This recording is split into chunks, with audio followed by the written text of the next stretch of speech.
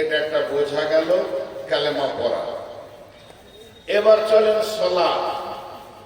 সালাত আমরা বাংলায় বা উর্দু, হিন্দি, ফার্সিতে বলি নামাজ। মসজিদে যাচ্ছি নামাজ পড়তে, কথাগুলো খুব ধীর স্থির ভাবে শুনেন ভূমিকাটা। একটা লোককে জিজ্ঞেস করা হলো কোথায় যাচ্ছেন, বলে মসজিদে যাচ্ছি নামাজ পড়তে। ও যথারীতি উজু করলো, উজু করার পর মসজিদে ঢুকলো, মসজিদে ঢোকার পর তাকবীরে তাহরিমা রফায়ে দান করে তাহরিমা বাঁধলো।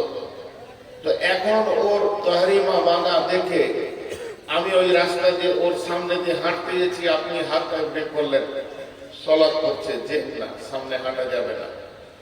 ওর হাত বাঁধা দেখে মনে হচ্ছে যে একটা গোলাম অপমানিত লজ্জিত হয়ে তার মাবুদের সামনে দাঁড়িয়ে ভিক্ষা করছে। রুকুই যখন যাচ্ছে তো মনে হচ্ছে সত্যি মাথাতে নামও করবো, এতেও এই শান্তি পেল না, সাজদাই চলে গেল। তো আরো অবনত মস্তককে আল্লাহর পায়ের নিচে নামালো। সত্যি ইবাদতটা অতি সুন্দর, অতি চমৎকার।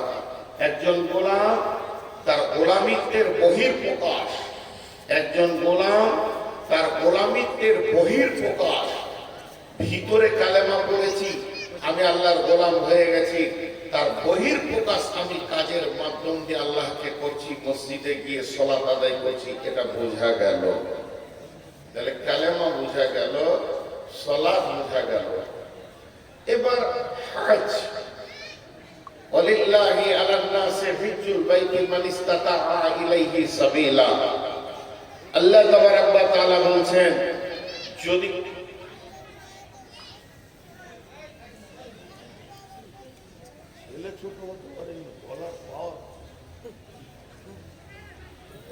আল্লাহ তাবারাক ওয়া তাআলা সারা বিশ্বের মানুষকে বলছে, তোদের যদি ইসতাতাআত থাকে, টাকা বলেনি, পয়সা বলেনি, মাল বলেনি, সোনা দানা নামলেনি, ইসতাতাআত, ইসতাতাআত মানে ক্ষমতা, ক্ষমতা যদি থাকে তো আমার ঘরে এসো।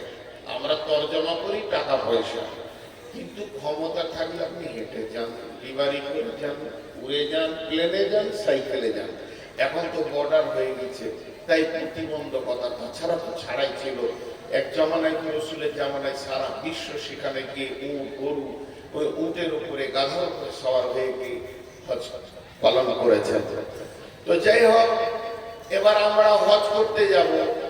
তো হজের আগে প্রথম কাজ হচ্ছে সমস্ত সেলাই করা কাপড় পুরুষেরা খুলে দিয়ে একটা সাদা কাপড় পরবে, একটা গায়ে নেবে, এটা ইহরাম বলে।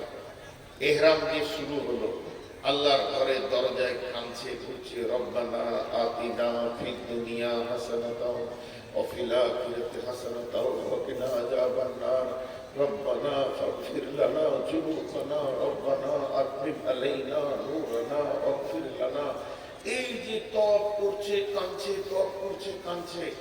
আপনি আমি দাঁড়িয়ে দাঁড়িয়ে দেখছি যে হ্যাঁ, লোকটা আল্লাহর ডাকে এসে আল্লাহর দরজার সামনে নিজেকে কতই সারেন্ডার করে গুনাহগার মনে করে সে কাকুতি মিনতি করছে। এটা এবার থাকলো যাকাত। যাকাত কি?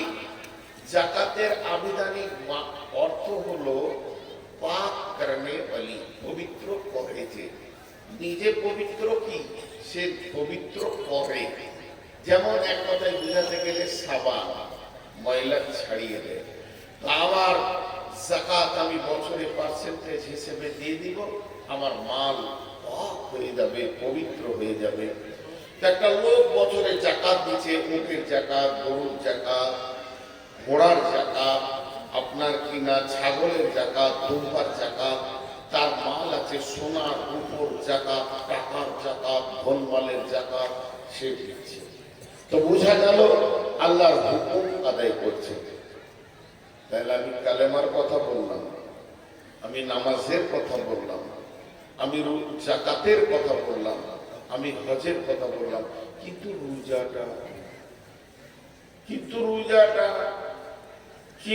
রোজাটা, এটা কেমন? রোজার রূপ কি? সুবে সাদেক থেকে গরুবের শামস পর্যন্ত খেতে পাবে না। সাদা ভাষায় বলছি, ফজরের আজানের আগে খেয়ে নাও, পান করে নাও, পেট ভরে খাও, পানি খাও, খেজুর খাও, রুটি খাও, মাছ খাও, মাংস খাও, পেট ভরে খেয়ে নাও। সাদা করে বলছি, শুভে সাদে কজন বুঝবে, এর জন্য বলছি। ফজরের আজান করে গেল, মুখটাতে তালা, এমন তালা পড়লো যে যতক্ষণ না সূর্য ডুববে পশ্চিমে, সূর্য ডুববে, মুয়াজ্জিন আজান দেবে, মাগরিবের আজান হবে, আবার তোমার মেশিন চালু হলো, খাও।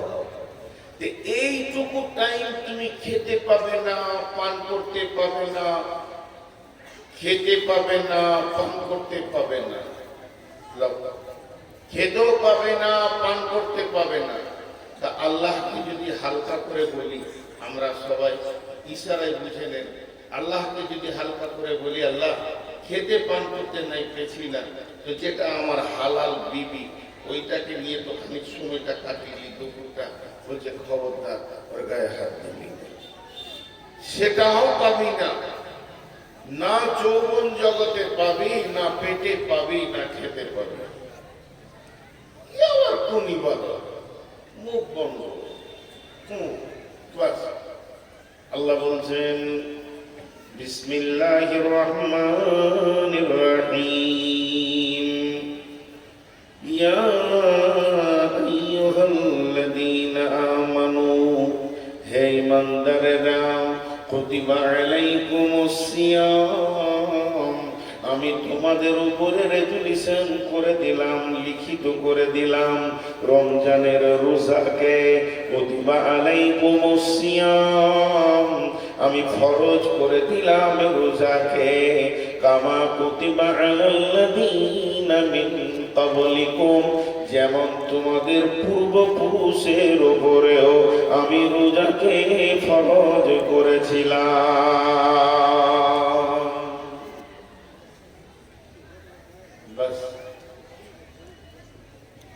আমাদের উপরে শুধু ফরজ নয়, আমাদের পূর্বপুরুষের উপরেও ছিল।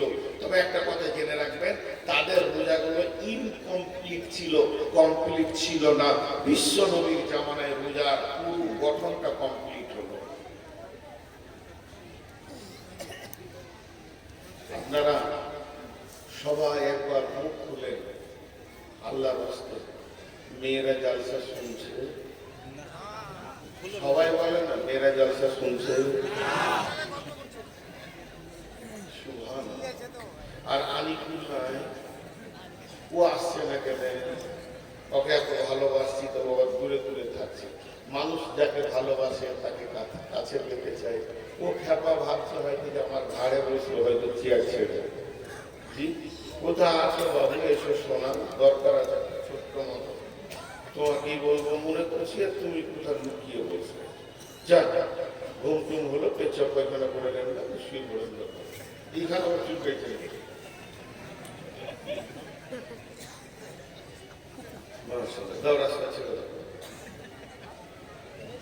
এটা কার বোতল?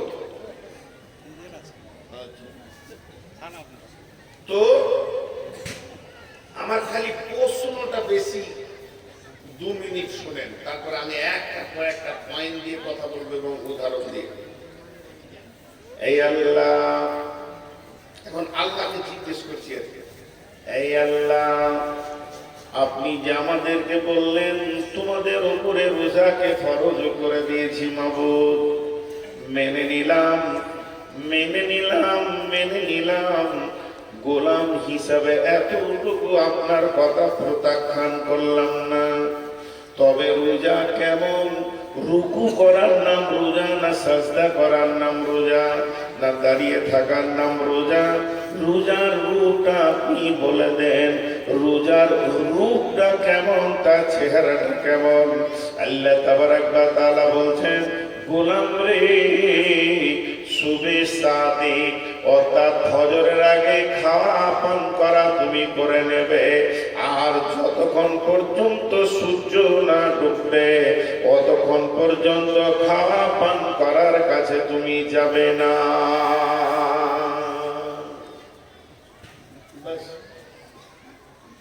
এর নাম রোজা হবে না? কি লাভ হবে? রুকু নাই, সিজদা নাই, দোয়া নাই, তসবিহ নাই, তো এইটা কি আমার ইবাদত? এই পর্যন্ত রাখেন, একটু ধৈর্য ধরেন, আরেকটা অ্যাঙ্গেল নিয়ে আসে। রব্বুল আলামিন বলেন, বিশ্ববাসীরে, তোমাদের উপরে আমি রোজাকে ফরজ করেছি হে ঈমানদার। অতটাই ফরজ যেমন নামাজ ফরজ, অতটাই ফরজ যেমন হজ ফরজ, অতটাই ফরজ যেমন যাকাত ফরজ, অতটাই ফরজ যেমন ঈমান আনা ফরজ। এই পাঁচটার মধ্যে একটা ছেড়ে দিলে ওই লোকটা মুমিন মুসলমান হতে পারে না। অতএব বন্ধু, আল্লাহ বলছেন, ইয়া আইয়ুহাল্লাযীনা আমানু কুতিবা আলাইকুমুস সিয়ামু কামা কুতিবা আলাল্লাযীনা মিন ক্বাবলিকুম। হে ঈমানদারেরা, তোমাদের উপরে আমি রোজাকে ফরজ করে দিলাম যেমন তোমাদের পূর্বপুরুষের উপরে ফরজ ছিল। মাবুদগণ, নামাজ পড়লে মুসল্লি বলা হয়, নামাজ পড়লে তাকে মুসল্লি বলা হয়। ফাওয়াইলুল লিল মুসাল্লিন। আরে আল্লাহ হজ করলে তাকে হাজি বলছে, মানুষ তার কাছে হাজি টাইটেল চলে গেছে। কালেমা পড়লে মুসলমান বলা হয়, যাকাত দিলে দাতা বলা হচ্ছে, যাকাত দিতেছে। আমি রোজা রাখলে আমার লাভ কি হবে, আমি কোন জায়গায় গিয়ে পৌঁছাবো, এটা আপনি আমাকে বলে দেন। আল্লাহ বলছেন, লাআল্লাকুম তাত্তাকুন, লাআল্লাকুম তাত্তাকুন। আমি রোজাকে এই জন্য বানালাম, তোমাদেরকে না খাওয়ার মতো ইবাদত দিলাম, যাতে করে তোমরা মুত্তাকি হয়ে যাবে। রোজা পৃথিবীতে এসেছে মানুষকে মুত্তাকি বানানোর জন্য।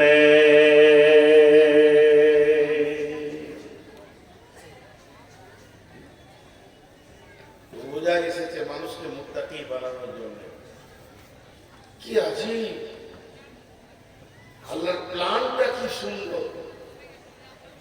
মুত্তাকি, আল্লাহ বলছেন, বিসমিল্লাহির রহমানির রহিম, ইন্নাল মুত্তাকিনা ফি দিলালিন ওয়া উয়ুন ওয়া ফাওয়াকিহা মিম্মা ইয়াশতাহুন কুলু ওয়াশরাবু হানিয়াম বিমা কুনতুম তা'মালুন। নিশ্চয়ই যারা মুত্তাকি হবে পৃথিবীর বুকে, তারা সবসময় ছায়ার ভিতরে থাকবে, তাদেরকে সূর্যের তাপ, জাহান্নামের তাপ লাগবে না। তাদের সামনে সবসময় কুলকুল কুলকুল করে পান পাত্র বইতে থাকবে। তারা খাবে, পান করবে এবং যেখানে ইচ্ছা বিচরণ করবে। মুত্তাকিদের এত বড় সম্মান আছে।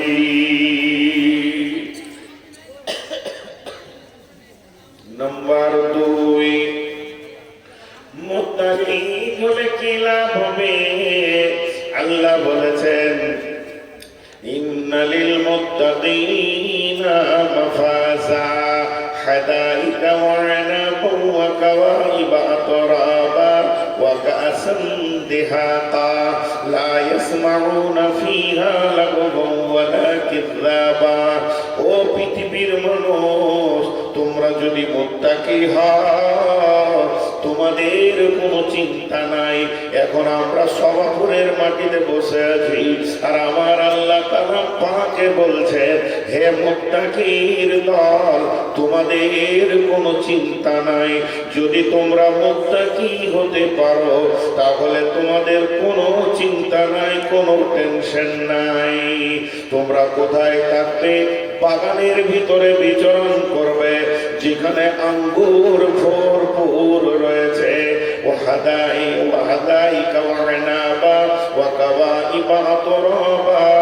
তোমাদেরকে সমবয়স্কা জান্নাতের হুরি নারী দিয়ে তোমাদেরকে আনন্দ দিয়ে দেয়া হবে। সেই জায়গাটা এত আনন্দ, ওই জান্নাতের ভিতরে তোমার স্থান হবে যদি তুমি মুত্তাকি হতে পারো।